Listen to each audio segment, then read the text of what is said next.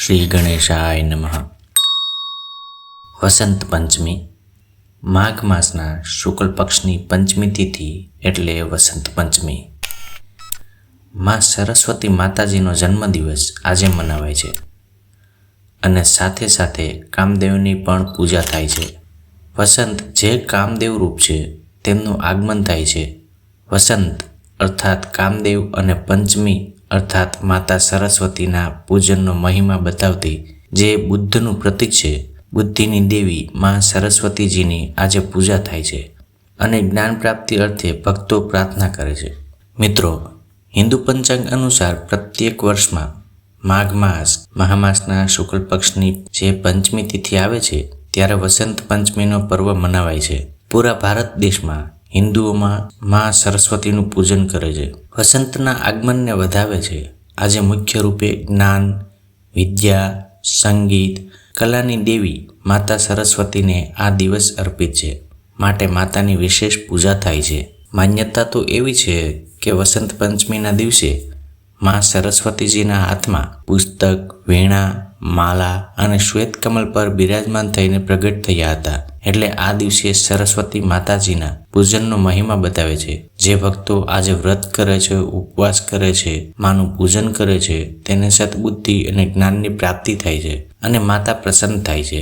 માં સરસ્વતી ત્રિદેવીઓમાંથી એક દેવી છે. જો કે માં એક જ છે, સ્વરૂપ અલગ અલગ છે. માં સરસ્વતીજીનું પૂજન થવાથી માતા મહાકાળી અને માતા મહાલક્ષ્મી પણ પ્રસન્ન થાય છે. સૌપ્રથમ તો આપણે એ જાણી લઈએ કે સરસ્વતી માતાજીના આજના પૂજનના શુભ મુહૂર્ત વિશે. તો પંચાંગ મુજબ આ વર્ષે વસંત પંચમી મહાશુકલ પંચમી તિથિ 2 ફેબ્રુઆરીના રોજ સવારે 11:53 શરૂ થશે અને 3 ફેબ્રુઆરીના રોજ સવારે 9:39 સુધી રહેશે.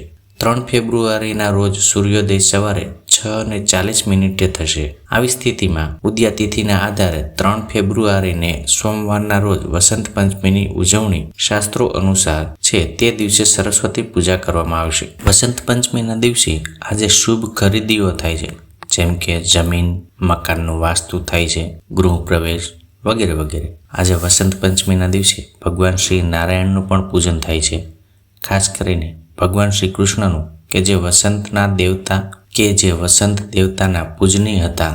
રાધા રાની સાથે ભગવાન શ્રી કૃષ્ણની પૂજા થાય છે. વસંતના સ્વામી ભગવાન શ્રી કૃષ્ણ છે. આજે માતા સરસ્વતી દેવીને પીળા પુષ્પ ચઢે છે. અબીલ, ગુલાલ, કંકુ, ધૂપ, દીપ, નૈવેદ્ય, જળ અને પીળા ફળ, પીળી મીઠાઈ આદિ દ્વારા પૂજન થાય છે. આજે ભક્તો પણ પીળા અથવા સફેદ વસ્ત્રો ધારણ કરીને પૂજા કરવામાં આવે તો વિશેષ ફળની પ્રાપ્તિ થાય છે. ખાસ કરીને વિદ્યાર્થી વર્ગ આજે સરસ્વતી માતાજીનું પૂજન અવશ્ય કરે. ઘરે અથવા શાળા કોલેજો પણ કરી શકે છે. ઘરે અથવા શાળા કોલેજે પણ કરી શકાય છે.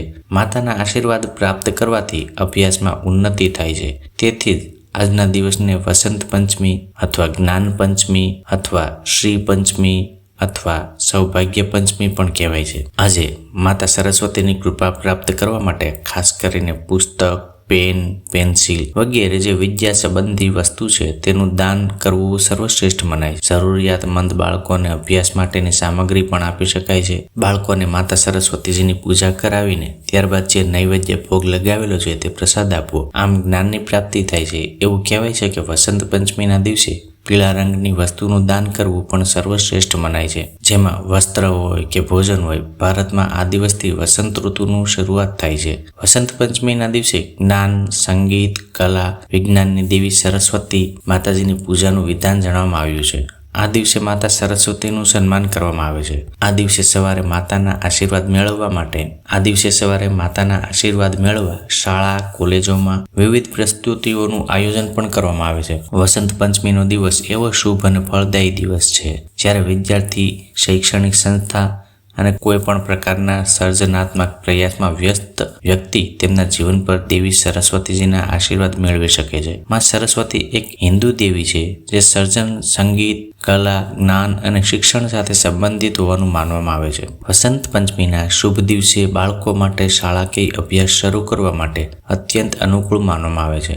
આ દિવસે લોકો દેવી સરસ્વતીને પ્રસન્ન કરવા, તેમના જીવન પર માતાના આશીર્વાદ મેળવવા મંદિરો અને શાળાઓમાં કોલેજોમાં વગેરે પૂજા ઘણી ધાર્મિક વિધિઓ પણ કરે છે. જો માં સરસ્વતીજીની કૃપા પ્રાપ્ત કરવી હોય તો આ દિવસે પીળા રંગનો ઉપયોગ વધુ કરવો જોઈએ, કારણ કે પીળો રંગ જે ગુરુનો રંગ કહેવાય છે, જ્ઞાનનો રંગ કહેવાય છે. માં સરસ્વતી માતાજીને પણ ઘણો પ્રિય છે. તેથી જો આપણે ઘરે પણ સરસ્વતી માતાજીનું પૂજન કરીએ તો આસન પણ પીળા રંગનો જ ઉપયોગ કરવો જોઈએ અને બાજોટ ઉપર જે આપણે વસ્ત્ર પાથરીએ છીએ તે પણ પીળા રંગનું જ હોવું જોઈએ. વસંત પંચમીના દિવસે આપણે સરસ્વતી માતાજીનું પૂજન કેવી રીતે કરવું જોઈએ તે વિશે આપણે જાણી લઈએ. વસંત પંચમીના દિવસે સવારે વહેલા ઉઠીને ઘરની સાફ સફાઈ કરી સ્નાન કરતા પહેલા શરીર પર લીમડો કે હળદરની પેસ્ટ અવશ્ય લગાવવી જોઈએ, અથવા તો સ્નાનના પાણીમાં એક ચપટી હળદર નાખીને સ્નાન કરવું જોઈએ. ત્યારબાદ સ્નાન આદિથી પરવારીને પૂજાની તૈયારી કરવી. ત્યાર પછી આખા ઘરમાં પણ હળદરના જળનો છંટકાવ કરવો જોઈએ. આ દિવસે સ્નાન કર્યા પછી પીળો અથવા સફેદ રંગ જે દેવીને પ્રિય છે, માં સરસ્વતીને પ્રિય છે, તે રંગના વસ્ત્ર પહેરવા જોઈએ. પૂજા શરૂ કરતા પહેલા સરસ્વતી માતાજીની મૂર્તિ અથવા તો ફોટો હોય તેને પાટ ઉપર મૂકવો જોઈએ. બાજોટ ઉપર પીળું કે સફેદ વસ્ત્ર પાથરીને તેની ઉપર પધરાવવું જોઈએ. સરસ્વતી માતાજીના ચિત્રની બાજુમાં કે મૂર્તિની બાજુમાં ભગવાન ગણેશનું ચિત્ર કે મૂર્તિ પણ રાખવા જોઈએ. આ દિવસે પૂજા સ્થાન પર પુસ્તક, સંગીતનું સાધન જો હોય તો અથવા કોઈ પણ કલાત્મક વસ્તુ જે આપણા ઘરમાં હોય તેની પૂજા કરાય છે. માતા સરસ્વતીજીની પૂજાની સાથે સાથે પૂજા યોગ્ય રીતે કરવા માટે જાણકાર યોગ્ય બ્રાહ્મણની પણ મદદ લેવાની સલાહ આપવામાં આવે છે. બ્રાહ્મણની પણ પૂજા થાય છે આ દિવસે, કારણ કે બ્રાહ્મણ જ્ઞાનના અને વેદના જાણકાર મનાય છે. તેમને પણ ગુરુતુલ્ય માનવામાં આવે છે. જો આ દિવસે આપણે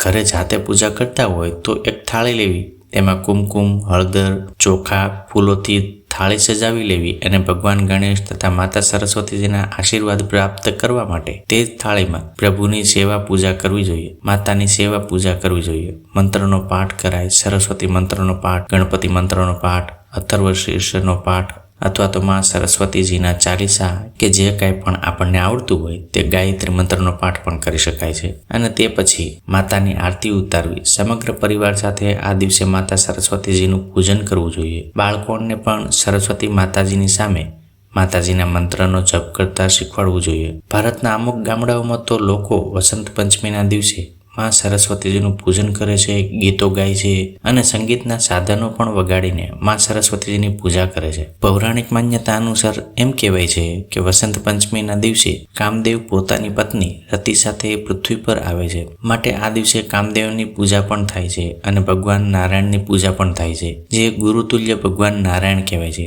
ત્રિદેવની પૂજા પણ આજે થાય છે, જે ગુરુતુલ્ય માનવામાં આવે છે. વેદોમાં એવું પણ ઉલ્લેખ છે કે આ દિવસે અનેક શુભ કાર્ય કરવા જોઈએ જેથી માં સરસ્વતીજીની કૃપા રહે. એવું પણ કહેવાય છે કે સરસ્વતી આપણી હથેળીમાં વાસ કરે છે. આવી સ્થિતિમાં વસંત પંચમીના દિવસે સવારે વહેલા ઉઠતાની સાથે હથેળીના દર્શન કરવા જોઈએ અને માતા સરસ્વતીની કૃપા પ્રાપ્ત કરવા માટે એ મંત્ર પણ બોલાય છે. કરાગ્રે વસ્તે લક્ષ્મી, કરમૂલે સરસ્વતી, કર મધ્યે તુ ગોવિંદ, પ્રભાતે કર દર્શનમ. ઘણા લોકો આ દિવસે શિક્ષણ સાથે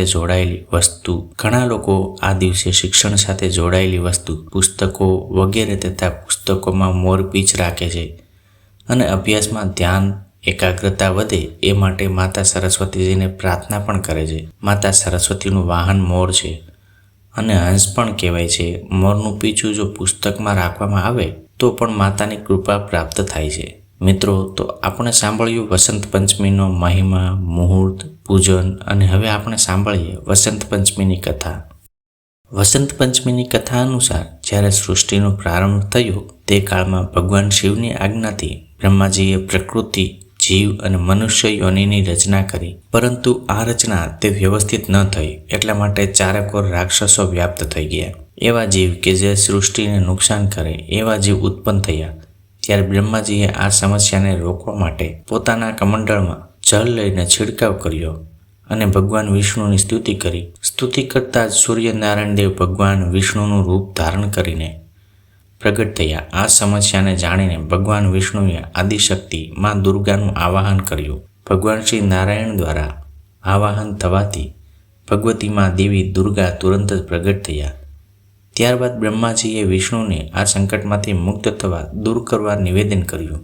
એ જ ક્ષણે ભગવાન શ્રી નારાયણની આજ્ઞાથી દેવી દુર્ગાજીએ પોતાના શરીરના તેજમાંથી એક તેજ ઉત્પન્ન કર્યું જે દિવ્ય નારીના રૂપમાં બદલાઈ ગયું. આ સ્વરૂપ એક ચતુર્ભુજધારી સુંદર સ્ત્રીનું હતું, જેમના હાથમાં વીણા અને બીજા હાથમાં વરમુદ્રા હતી. અન્ય બંને હાથોથી પુસ્તક તથા માળા ધારણ કરેલા આ દેવી પ્રગટ થયા કે વીણા વગાડવા લાગ્યા. મધુર નાદથી આખી સૃષ્ટિ ગુંજી ઉઠી. સંસારમાં દરેક જીવ અને જંતુને વાણી પ્રાપ્ત થઈ અને જલધારાનો કોલાહલ વ્યાપ્ત થયો. પવન પણ સુસવાટા સાથે વહેવા લાગ્યો, જ્યારે બધા દેવી દેવતાઓને પણ શબ્દ અને રસનો સંચાર કરી આ દેવી વીણાવાદીને અધિષ્ઠાત્રી દેવી માં સરસ્વતી કહેવાણા. ત્યારે આદિશક્તિ માં દુર્ગાએ બ્રહ્માજીને કહ્યું, હે સૃષ્ટિના વિધાતા, દેવી સરસ્વતી આપની અર્ધાંગિની બનશે. શ્રી વિષ્ણુ ભગવાનના શક્તિ લક્ષ્મીજી છે. પાર્વતીજી શિવજીના શક્તિ છે. તેમ હે બ્રહ્માજી, આપની શક્તિ દેવી સરસ્વતી થશે. આમ કહીને આદિશક્તિ દેવી દુર્ગા અંતર્ધ્યાન થઈ ગયા અને બધા દેવી દેવતા સૃષ્ટિ સંચાલનમાં સંલગ્ન થયા. પુરાણ અનુસાર શ્રી કૃષ્ણજીએ દેવી સરસ્વતીજીને વરદાન આપ્યું હતું કે વસંત પંચમીના દિવસે જે કોઈ ભક્તો આપની આરાધના કરશે, પૂજા કરશે, તેને વરદાન સ્વરૂપ વસંત પંચમીના દિવસે જ્ઞાનની પ્રાપ્તિ થશે. અને વસંત પંચમીના દિવસે ત્યારથી તે દેવી સરસ્વતીજીની પૂજા થવા લાગી અને ભગવતી મા દેવી સરસ્વતીજીને વાઘેશ્વરી, ભગવતી, શારદા, વીણાવાદિની, વાઘદેવી આદિ નામોથી ઓળખાવા લાગ્યા. મિત્રો, આપણે વસંત પંચમી વિશે મહિમા, મુહૂર્ત, પૂજન અને કથા પણ સાંભળી. મિત્રો, આપને આ વિડીયો ગમ્યો હોય તો લાઈક કરજો, શેર કરજો અને જો આપ આ ચેનલ પર પહેલી વાર હોય તો ચેનલ અવશ્ય સબસ્ક્રાઈબ કરજો, જેથી આપને અમારા અવનવા વિડીયોની માહિતી મળી રહે. ધન્યવાદ. મિત્રો, માતા સરસ્વતીને પ્રાર્થના કરીને વિડીયો પૂર્ણ કરીશું. વિદ્યાની દેવી ભગવતી સરસ્વતી, કુંદના પુષ્પ સમાન, ચંદ્રમાની